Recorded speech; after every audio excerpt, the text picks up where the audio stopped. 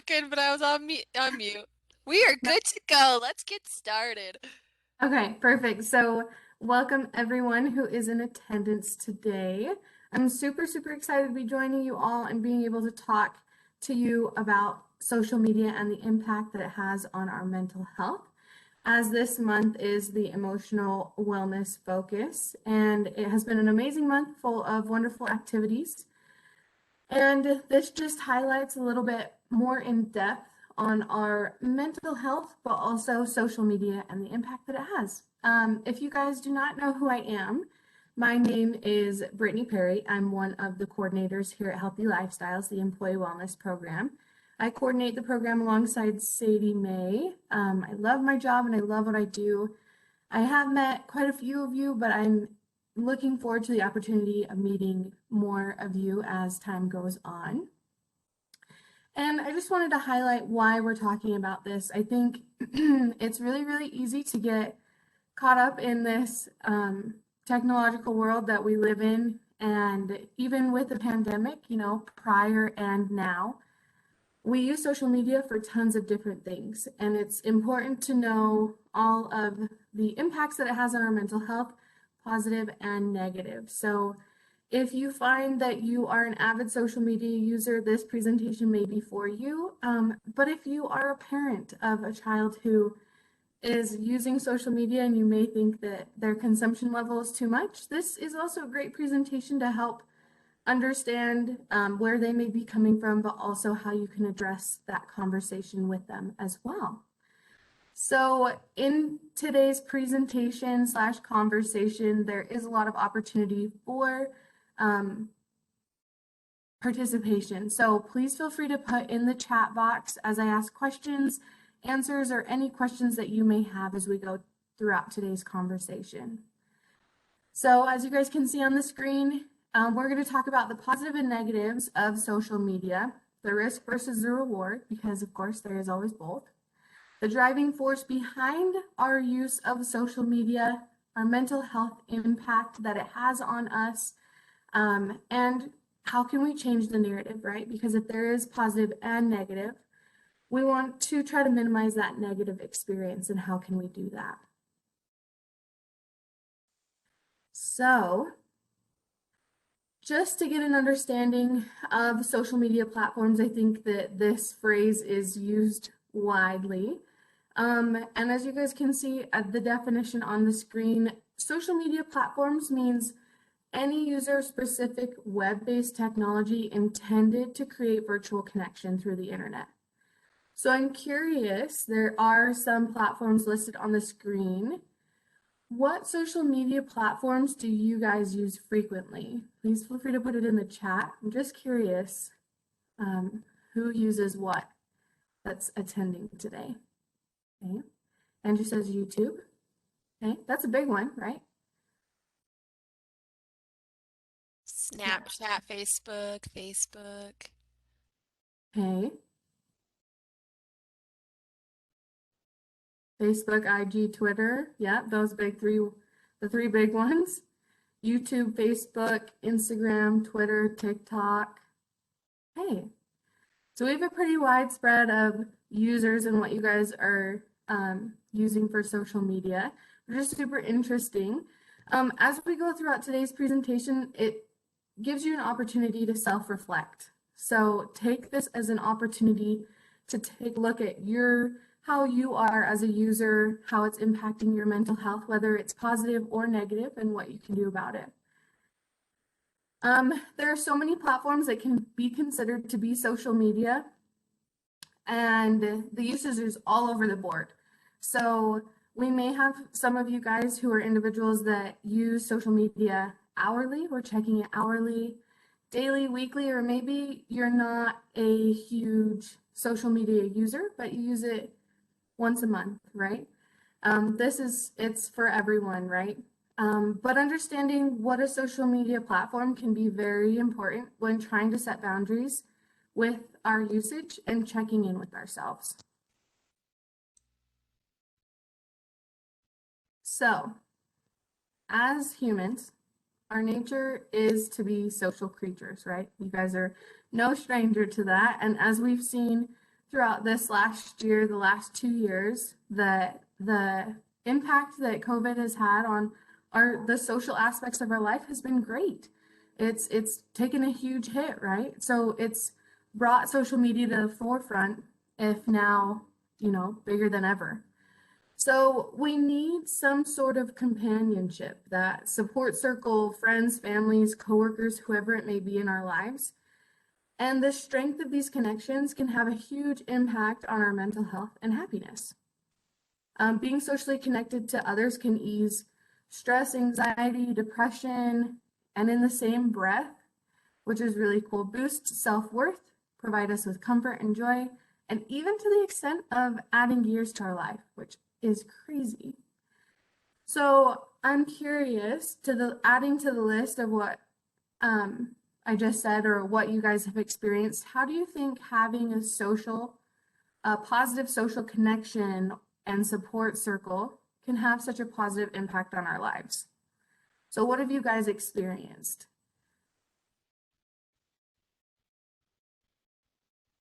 Laura put in the chat, I started a Facebook because I stay at home. I'm a stay-at-home mom doing childcare out of my house, so I wanted to connect with other adults. That's fantastic, right? Finding that common support group. I love that. Okay, we're seeing less negativity, learning the value of friendship. Yeah, these are huge. I love that. Feel free to keep putting them in the chat so others can see as well. So support circles are huge in our lives, having that positive connection. It's important to recognize that there is that huge positive connection on our health and lives when we surround ourselves with strong, positive connections and support. And I think the highlight there is the word positive, right? It's very, very easy to have our emotions be contagious throughout our different friend groups, coworkers, whatever it may be. And if somebody has set the tone of, maybe it's not that positive of an experience at work or wherever it may be, it's contagious and other people find it to be a negative experience as well.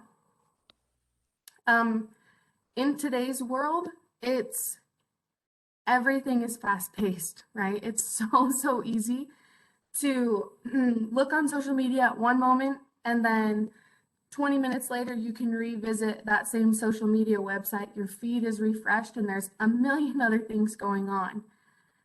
And technology is that driving force. Smartphones, again, are amazing and they provide access to anything at any given moment of time, right? Technology, we have access to any answer that we may want to know right at our fingertips. Thankful for technology because of that, right? But we rely on these social media platforms to find and connect with each other, which is super important because when we're not able to, that gives us the opportunity to do so. In the chat, there were a couple more that I wanted to highlight. It can be really helpful. I've been able to connect with cousins and friends who are far and wide all over the world, which is amazing, right? Another one, I like having the support of friends and family that live away from me. It's important to stay in touch with friends and family. Yeah. And the current friend group I have supports me in going to the gym and exercising. I love that, right? There's so many great opportunities that social media allows us to tap into when needing that support and strength.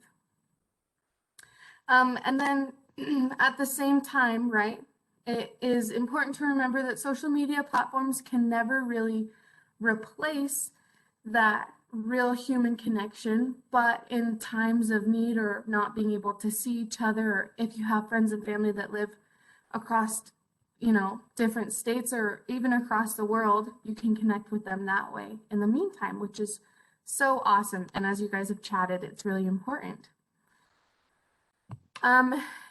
It's never too late to find a better balance, right? So as we're talking about the benefits, we're also going to be talking about the downfalls, the pitfalls of social media, right? So it's never too late to understand that, oh, maybe I might be somebody that is taking it as an opportunity to replace that real world human connection. But never, never too late to reevaluate your online habits and take time to set personal boundaries on the usage and accounts that you follow.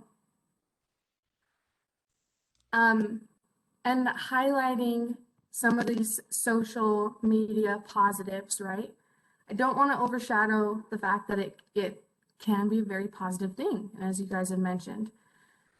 When it is used in a positive and non-overused way, it is easy to see that it does help us stay connected when in-person connection is not an option, right? And as we've seen, it's not always an option. And it can help support your well-being, like Brooke mentioned in the chat, that it helps her and supports her in going to the gym and exercising, right? Which is awesome. I want to talk a little bit more about what social media enables us to do. So as you guys have listed, I just wanted to add a couple more. So we're able to communicate with and stay up to date with family and friends across the world, right? That instead of picking up the phone, sometimes it's easy to hop on social media and support your families and friends that way, which can be awesome.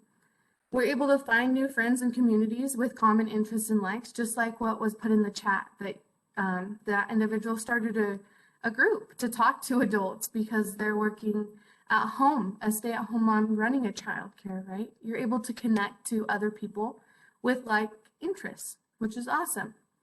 Another huge one that gained some momentum the last couple of years is you're able to join and promote worthwhile causes to raise awareness on important causes that you feel passionate about, right? If there's something that you're interested in and you feel really passionate about it, guarantee that there is probably a social media group for that. But if there's not, you can start one up, right? Which is awesome. You can offer emotional support during tough times, which is huge. In the chat, I also think that it's important to highlight that, and we'll get to that actually. So there are positive and negatives to these groups as well, which we'll get to. You're also able to find connections if you live in remote areas, right? If you are traveling constantly, or if you live in a remote area in Utah, it may not be very easy to visit those family and friends. So you're able to find connections that way. It also can be an outlet for creativity and self-expression, right? There's some really cool art that you can find on these social media platforms, some amazing things that people do, and art in all types of forms. And last thing I wanted to mention is you can discover different ways and opportunities to get out and about, right? If you're seeing that other people are trying a new adventure or trying a new challenge, and that's something that interests you, it's a great way to find new things that you can also start up or start doing, which is really, really cool. I would love to hear from you guys.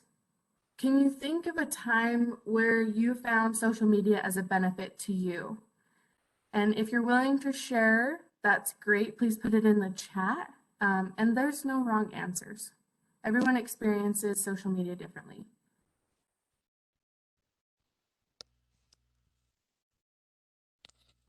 Hey, social media for recipe hunting. That's a huge one, right? Pinterest is my best friend when it comes to recipes. Learning about environmentalism. Awesome. Yes, it's awesome because there's so many people that might be interested in that and people that have really great resources to share. I love that. Angie said, arranging family activities. I actually experienced this. My aunt, we got together for the Super Bowl party yesterday and on Sunday, I mean, and we used it via Facebook, right? Facebook invitation. That's awesome.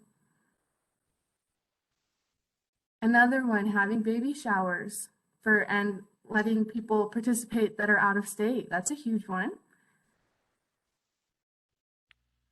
And Lynn put, to contact people who you don't have contact information for. That is also a huge one, right? There's different ways to reach out to people other than a text or a call. I love that.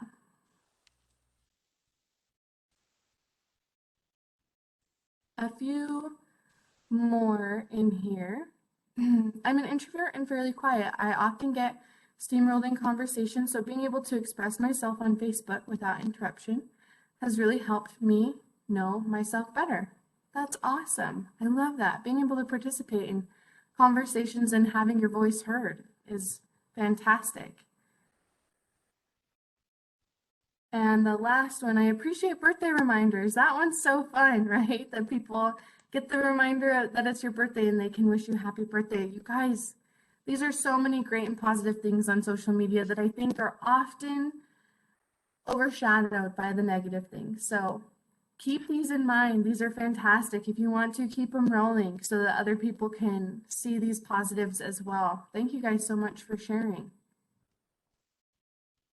And just as you guys are showing that when thinking of social media, keep in mind these positive benefits. And when we show restraint and practice healthy boundary settings, these are very possible things that can happen every time that you access social media.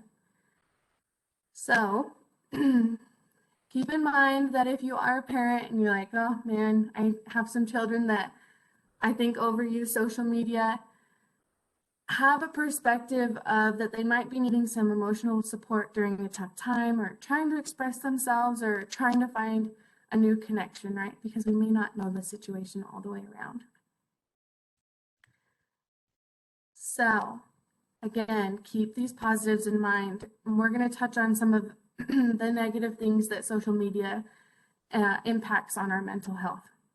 So according to the Pew Research Center, 69% of adults and 81% of teens in the US use social media.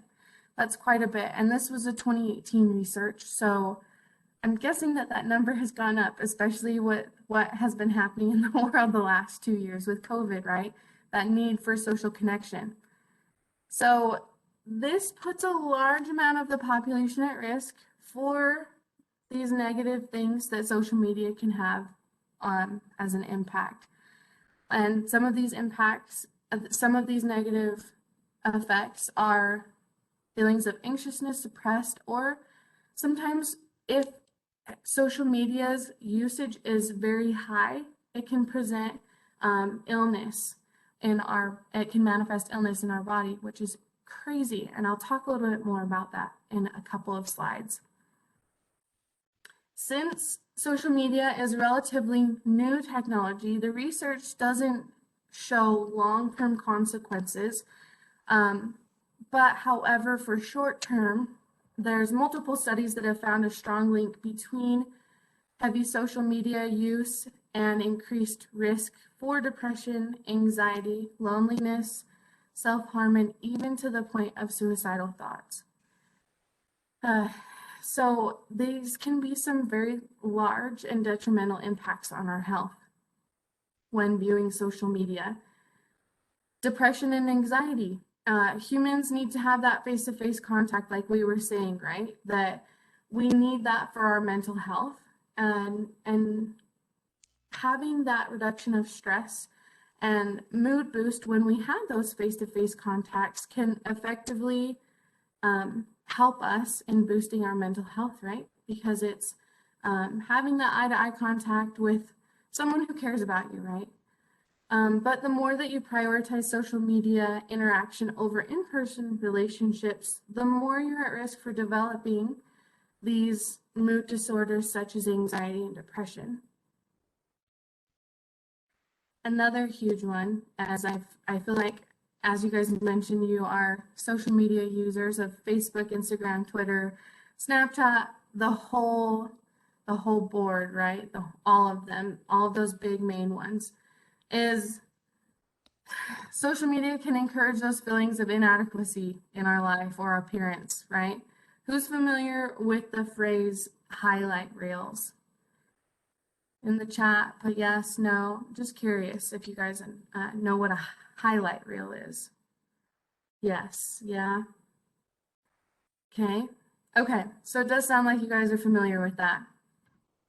So for those that are not, Highlight reels are on social media very, very popular. It is easy to see people just post all of the positive things about their life, right? Because it's easy to do that. And we don't necessarily see that whole picture.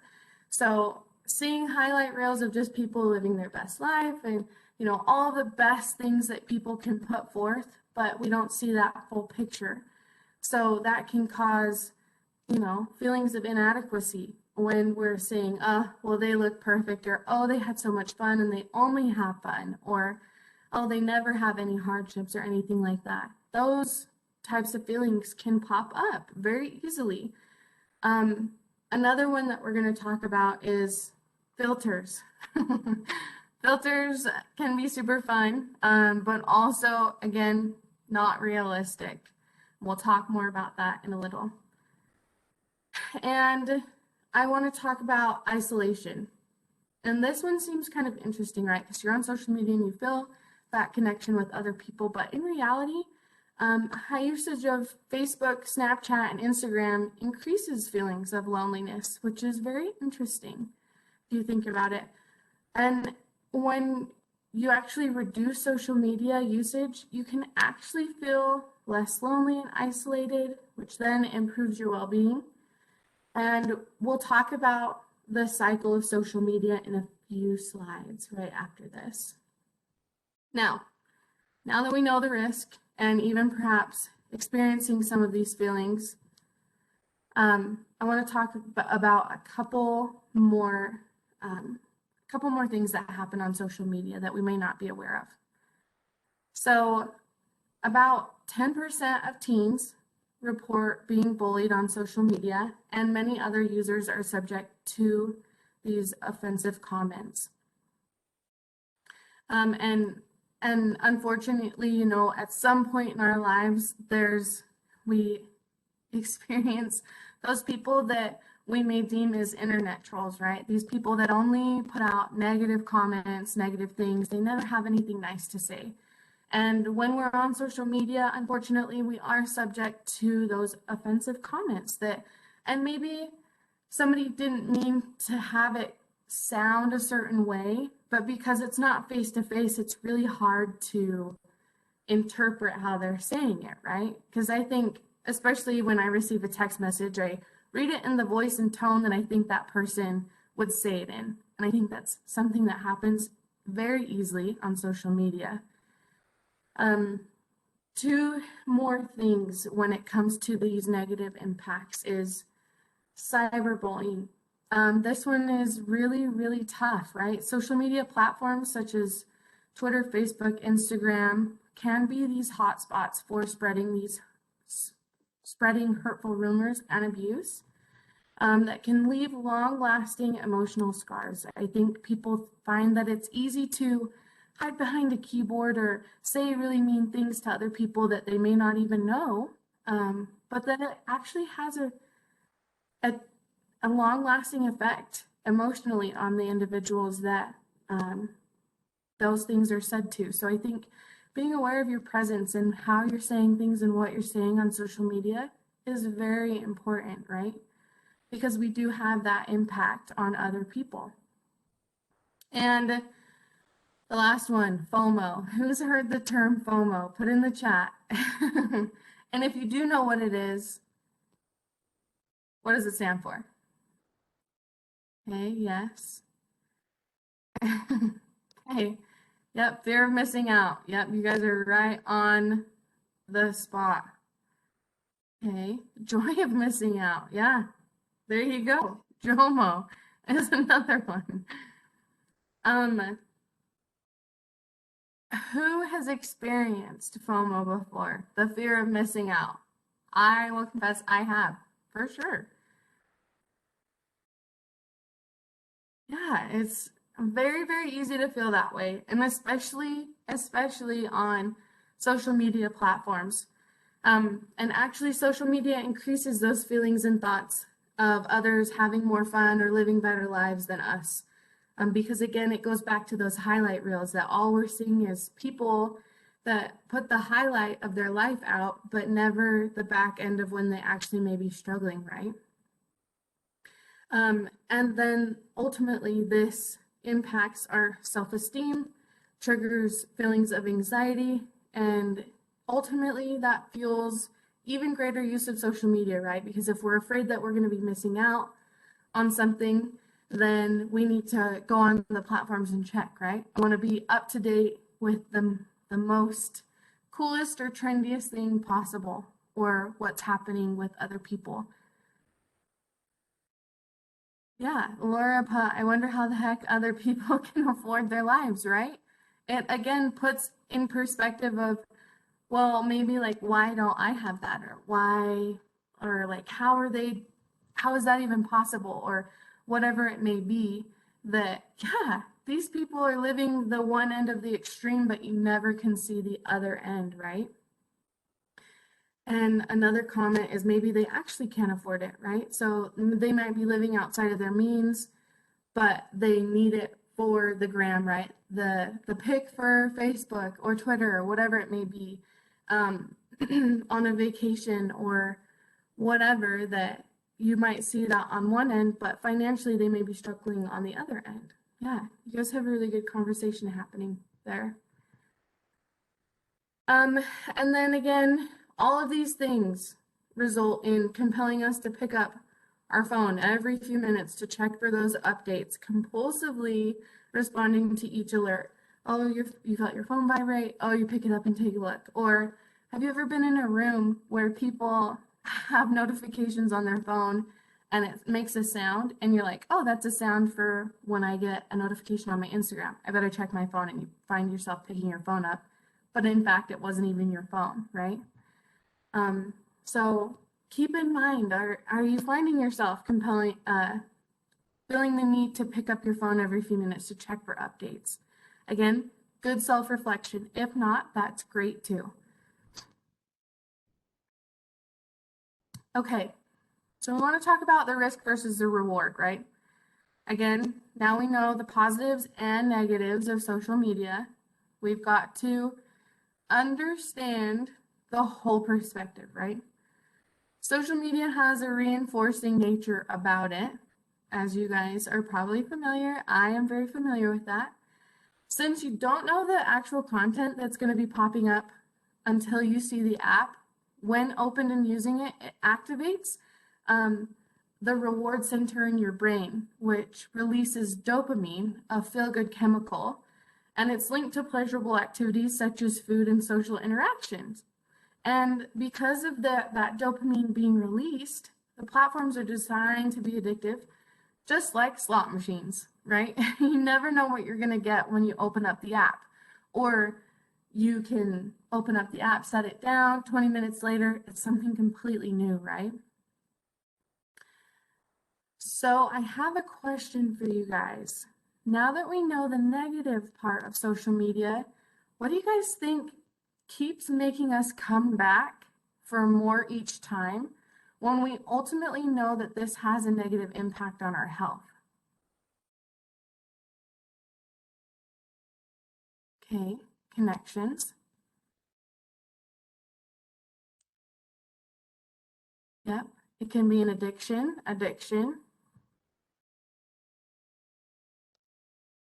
Yeah, you guys are right. Exactly like what was mentioned is that feel-good chemical is released, and just like a slot machine, you never know what you're going to get, and so it can be an addiction. Let's see. Boredom is another huge one. Thank you for highlighting that, right? We're bored, we're going to fill up time, we're just going to get on social media, right? And we may be there for hours on end, not purposely doing that, but we just find ourselves sucked into that endless scroll, right? Yeah. I quit social media 2 years ago because I felt like it was an addiction. And that's huge, right? More power to you for being able to acknowledge those feelings are starting within yourself and you're saying, hey, I have the power to change that. I'm going to change it. That's awesome. Okay, so just like mentioned, is when the outcome is unpredictable, the behavior is more likely to repeat. So again, thinking back to a slot machine, if game players knew that they were never going to get money by playing the game, simply we would never play it, right? It's not enticing if we know we're going to lose money every time.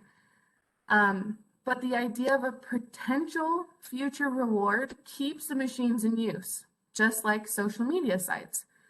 We simply don't know how many likes a picture is going to get, how many people are going to like our picture, the unknown outcome and the possibility of a desirable outcome keeps users engaged in sites,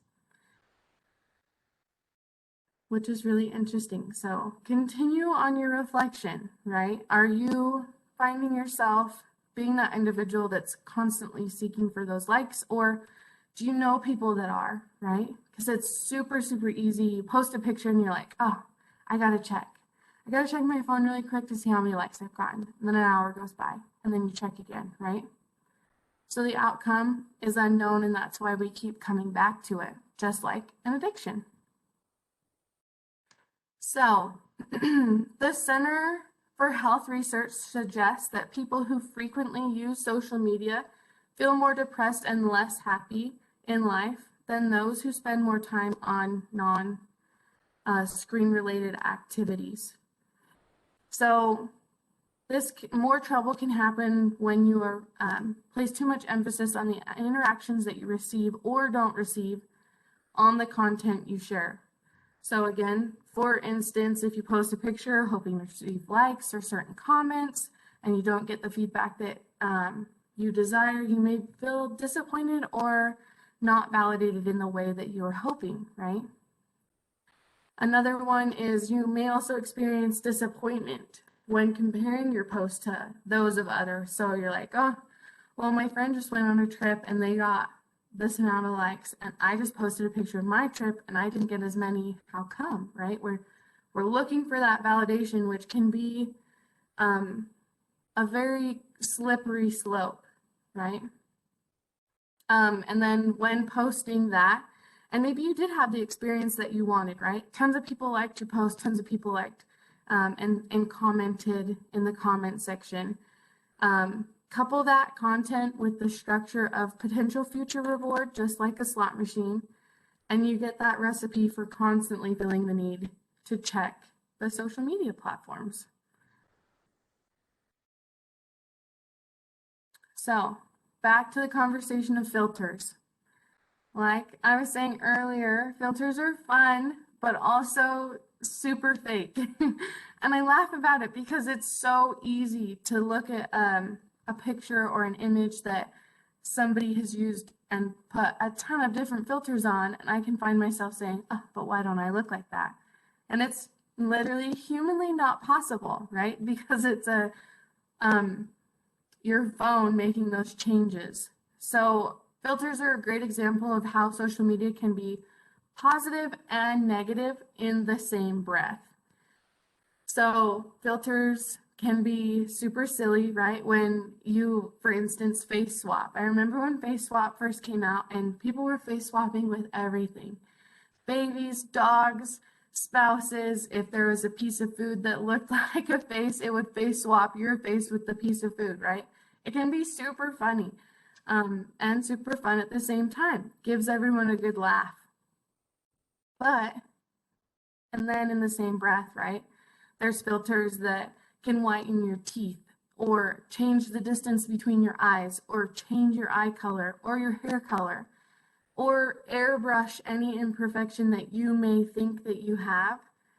And then you can post that, right? And people see that airbrushed quality, or you see those airbrushed pictures, and then you find yourself thinking, oh, but why don't I look like that, right?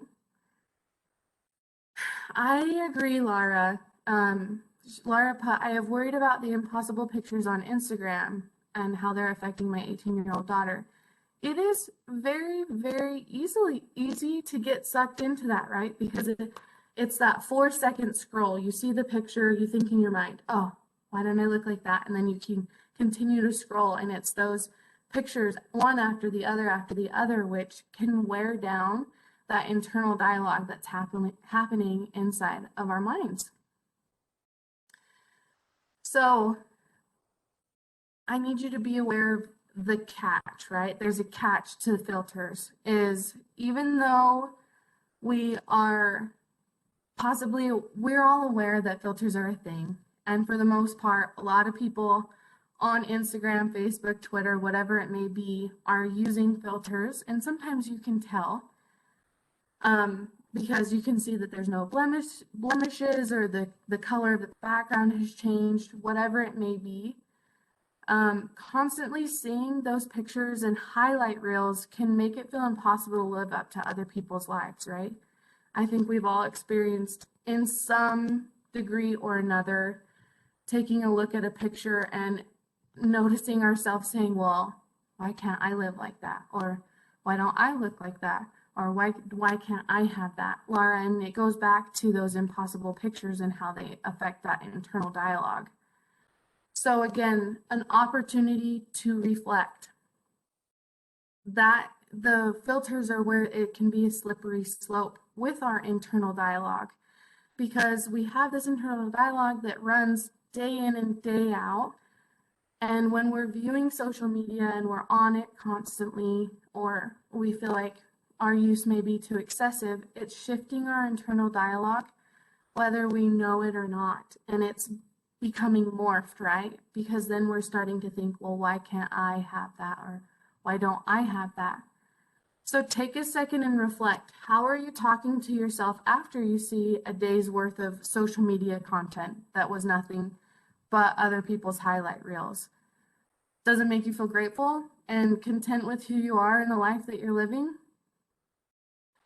For the most part, most likely the answer is no. And it's that sneaky way of our internal dialogue changing. And it starts with, again, those phrases. Why don't I have that, be that, do that? We start on that negative downward spiral of negative self-talk, which then in turn can ultimately turn into those health risks that were mentioned earlier, such as feelings of anxiety or depression, alienation, feelings of unsatisfaction with our lives and who we are, and so on, right? The list goes on and on and on.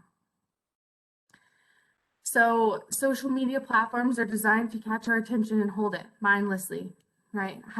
I'm curious, have you guys ever found yourself in an endless scroll where you hop on your phone because you're bored and you've got some downtime, and then you may find yourself an hour later sitting on your phone in the same spot? I have, for sure. Curious if you guys want to put in the chat, have you guys found yourself in that endless scroll spiral as well? And Belina says yes, that's why I quit Facebook. Great job, Belina, that's awesome. Yeah, it's super easy to find ourselves in that.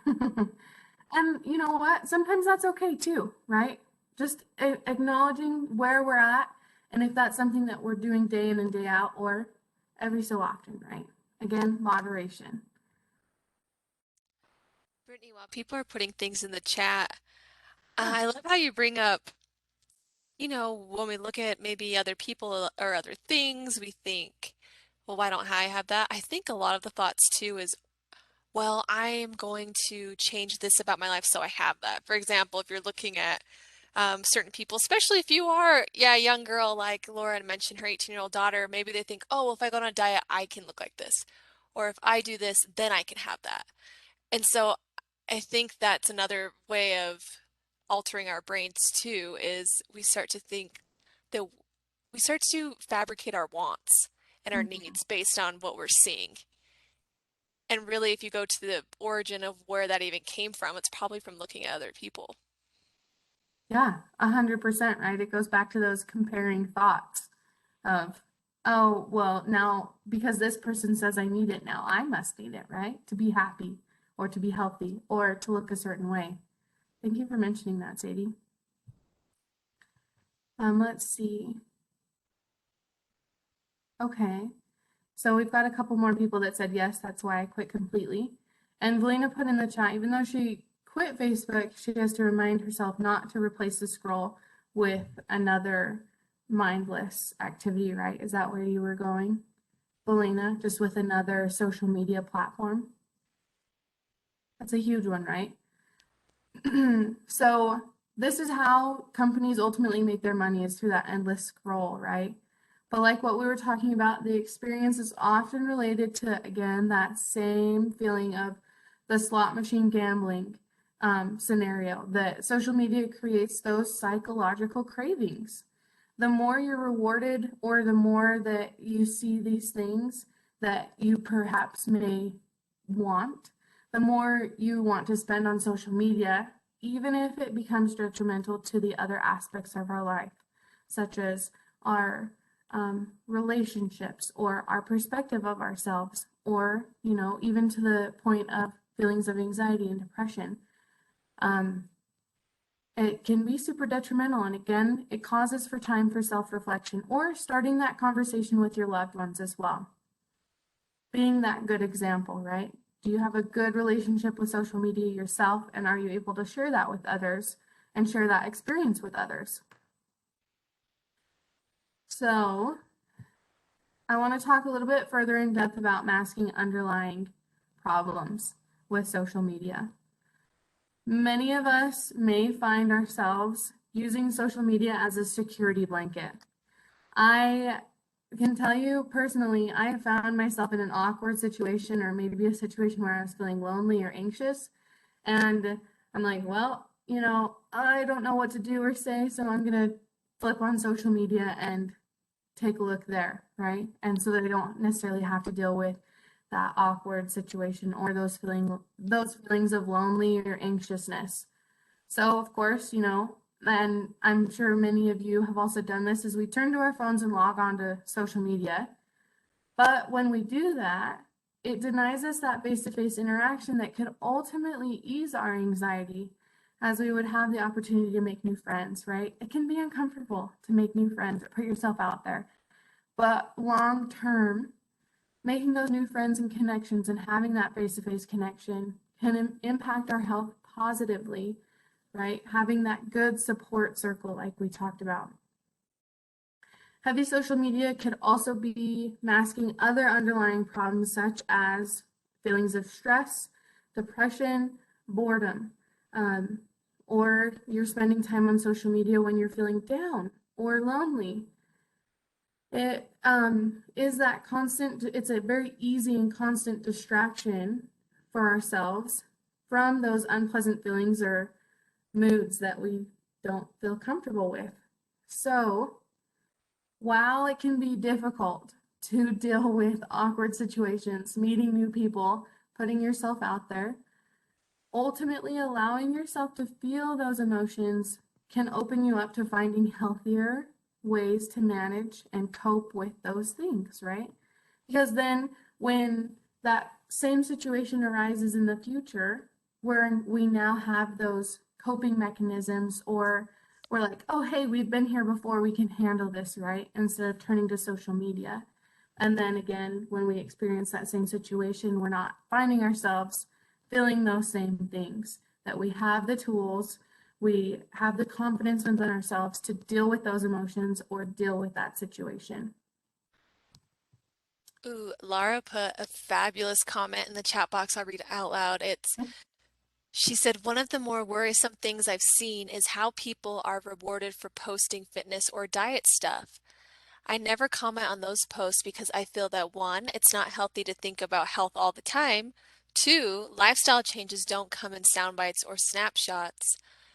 And rewarding someone for losing weight and then withholding comments when they gain it back can be really damaging.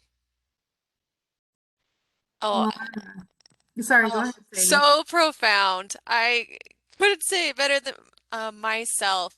Exactly. And I think too, we use social media as a way to keep ourselves accountable, I guess, in some way when they're going through health journeys, when it shouldn't be it should be personal to you. It should be how you're feeling. It shouldn't be something that people are commenting on. I know that people, feel proud and so they want to share that with other people, but I can see that we live in such a diet culture world that that can be very damaging. And then if we're all those comments that people are receiving, you're reading them and you don't look like how the person does now, and then that it just causes this endless cycle and circle of diet when wellness is more than what we look like. So I love that you shared that. 100%, right? That it may be that they're using it to be accountable and they may not be seeking for those comments and likes, but I think it comes down to you as a person, right? If you're posting that, what what what result are you looking for, right? If you're looking just to hold yourself accountable and you don't necessarily care about that other opposite end of likes or people commenting, whatever floats your boat. But then at the same time, on the other end, the individuals that are viewing that, um, I like how you said that it's lifestyle changes don't come in sound bites or pictures or snapshots, right? That's huge. Again, it's that we're not being able to see that whole perspective and we only see that highlight reel, right? Thank you so much for sharing that, Lara. So, like I mentioned earlier, there is a cycle of unhealthy social media use. Um, when we're feeling depressed, lonely, anxious, or stressed, we may be using social media more often as a way to relieve those feelings or not having to deal with those feelings at all. Um, so then those we do that, right? We log onto that platform. Using social media more and more often then increases those feelings of inadequacy, dissatisfaction, and isolation, then in turn translates to these feelings then negatively impacting your mood and worsening those symptoms that were mentioned in that first part. You originally logged on because you were feeling depressed and anxious, stressed, lonely, and then now those symptoms have been worsened, right? Because you've seen these highlight reels, you've seen these pictures, and you're like, oh, why don't I have that? Why don't I, that negative internal dialogue? And then ultimately those symptoms worsen and can cause to use more social media. And then the cycle is ever continuing, right? Until you choose to break that cycle, right?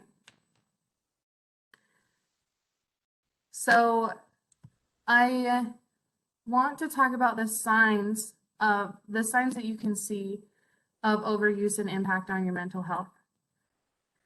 So in 2018, a British study tied social media use to decrease disrupted and delayed sleep, which then, again, as we're familiar with, that having decreased disrupted and delayed sleep turns into association with depression, memory loss, and poor performance. So social media overuse can affect a user's physical health even more directly than we may think. Researchers know that the connection between the mind and the gut are very close. And so those feelings of anxiety and depression can actually turn into physical symptoms such as nausea, headaches, muscle tension, and tremors, like what we were talking about, as it can manifest in legitimate illness and sickness. So understanding that everyone is different when it comes to social media use, that it's really, really important to check in with yourself and continually do so, right? It's not going to be a one-time deal. The individuals that may have quit social media at the time and decided that, you know what, I've been off of social media for a couple months now, I feel like I'm in a good headspace where I can set healthy boundaries, right? Checking in with yourself can be very, very important.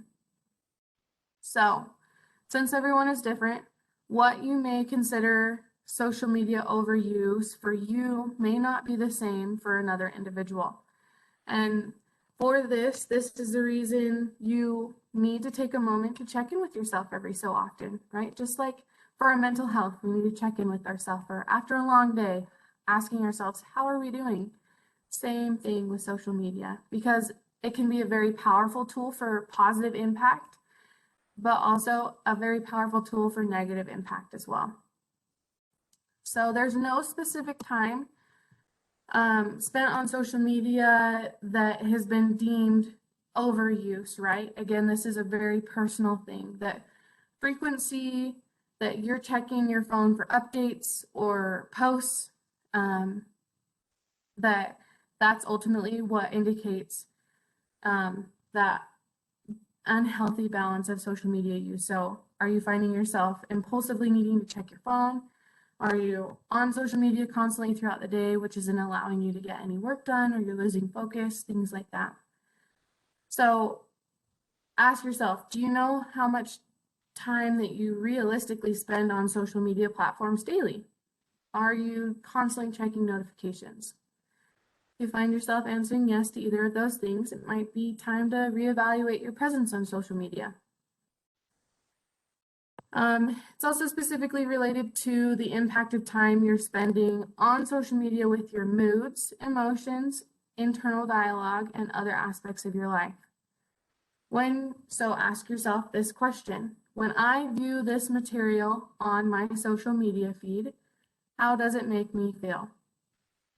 Does it help reinforce positive thinking on my behalf and healthy behaviors and reinforcing that positive internal dialogue, or is it doing the opposite? When I view this social media feed, I feel really negative about my life, or I feel really negative of where I'm at in my life or what I don't have. And the last question I want you to ask yourself is, what's your motivation to use it? Are you looking for approval, affirmations, connections, or distractions from real feelings and emotions? Are you feeling nervous that you're going to miss out on the latest and greatest of whatever may be happening at the moment? Again, if you find yourself saying yes to either of those, again, reevaluate. It's never, never too late. And it's nothing to be ashamed of, right? It's very, very easy to get sucked into this social media agenda. I found myself finding myself in that same situation multiple times in my life. And I think that oftentimes people only think that it can happen when you're a teenager. But as you are growing and your life changes and things like that, it's also very, very applicable. So no one's exempt, unfortunately. A few more additional signs of overuse. So if you're spending more time on social media than with real world friends, comparing yourself to others on social media, are you struggling with negative body image or low self-esteem? Are you worrying about things that you don't have any control over or what people think of you? Are you distracted at school or at work? Do you feel pressure to keep up with everything else that's going on around you? Are you finding yourself no time for self-reflection because all of your downtime you're spending on social media? And last thing is, are you experiencing sleep problems? Do you check social media the last thing at night and the first thing in the morning, right? Did you actually know that the light from the phones and other devices can disrupt your sleep? So now that we've had so much information on negatives, positive, risk versus reward, I want to provide some light at the end of the tunnel, right? That you can take control of changing the narrative. You have the power to change your experience on social media. Sadie, would you mind going to the next slide for me? It was lagging. There we go. Perfect, thank you. So in 2018, the University of Pennsylvania did a study. And what happened is the study's researchers took 143 undergraduates, randomly assigned two groups. The first was asked to set a limit to Facebook, Instagram, and Snapchat to 10 minutes per platform per day, while the second was asked to continue to use their social media as usual for the next 3 weeks. The limited group showed significant reductions in loneliness and depression during those 3 weeks over the group that continued to use social media as they regularly would. So again, they found that reducing social media resulted in a significant reduction in levels of anxiety, depression, loneliness, sleep problems, and FOMO, right? The fear of missing out. But you don't need to cut back on your social media use that drastically to improve your mental health. And actually, in the same study, it was concluded that just being more mindful of your social media use can have beneficial results on your mood and focus. It is all about bringing self-awareness and content recognition to these platforms. A person in the study said, I'd love to say that my use is totally healthy when it comes to social media, but I still find that I'm comparing myself to others. But now at least I can recognize what's going to help or hurt my mental well-being.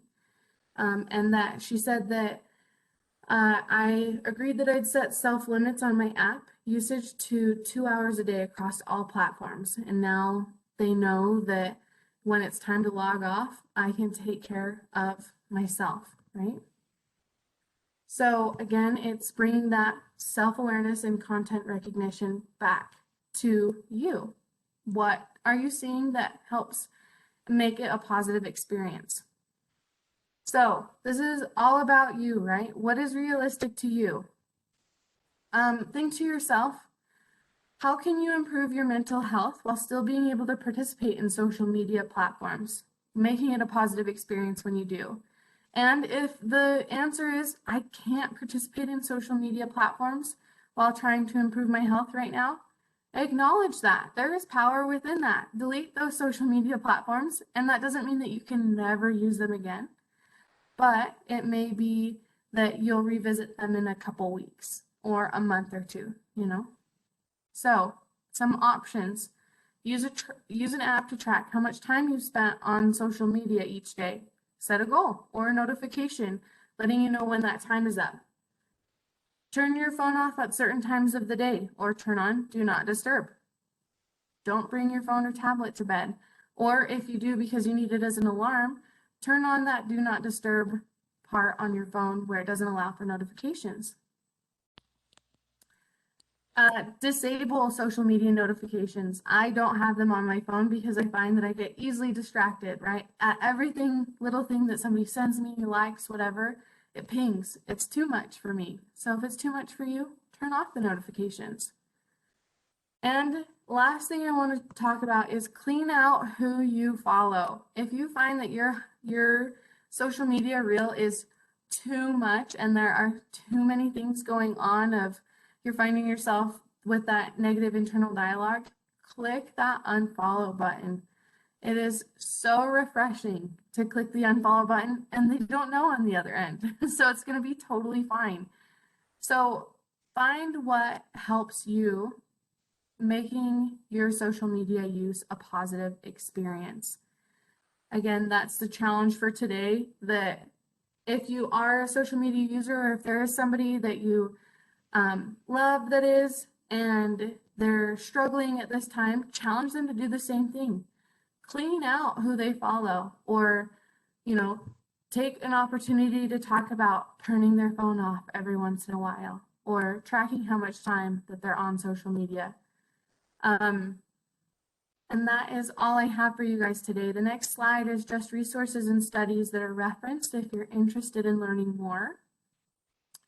Sadie just put in the chat box the sign in for attending today's workshop before you guys leave. Make sure to sign in so you can get your 10 points. Thank you guys so much for attending today's workshop. As always, if you do have questions, you can always email the myhealthylifestyles@slco.org. And Sadie and I will stay on for a couple of minutes after this presentation if you have any questions. Other than that, thank you guys so much for attending. I really appreciate you.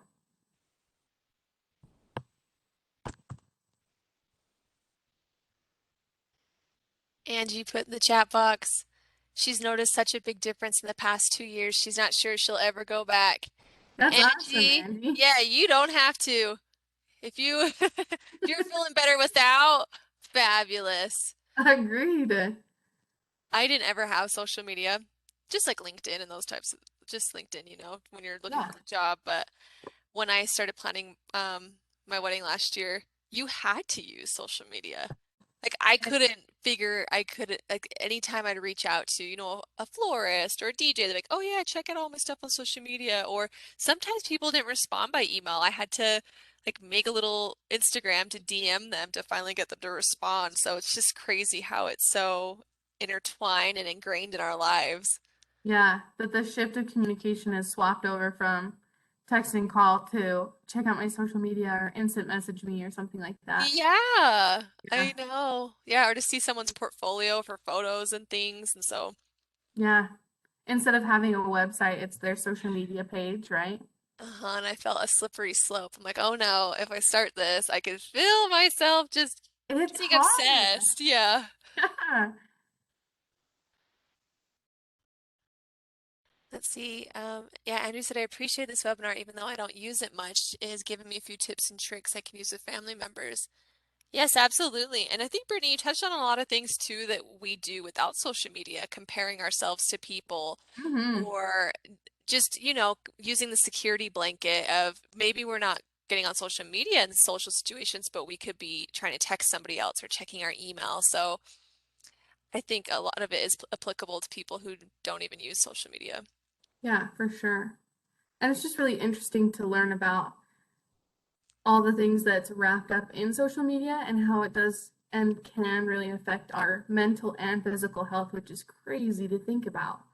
That something so simple and so small, right? Your phone can take up so much time and have such a large effect on our lives. It is crazy. Oh, it absolutely is. Awesome. I think we have anything else in the comments. Well, cool. Thanks, Sadie, for the opportunity to present. That was great. Thank you so much. I appreciate you doing this. Do you know if it was recording? Because I couldn't do it from my side. Oh, yes, it is automatically recording. Yay! Cool. We'll get on the website soon then. Yeah, I can, well, as soon as it downloads, I can upload it. That would have been really bad. I know, I A know. good thing I clicked that automatically record every time I schedule a workshop or meeting because I'm not good at remembering. So, It's so nice to have that. agreed. Cool, cool. Well, thank you. I hope you have a great rest of your day. I'll chat with you a little bit later. You too. Talk to you soon.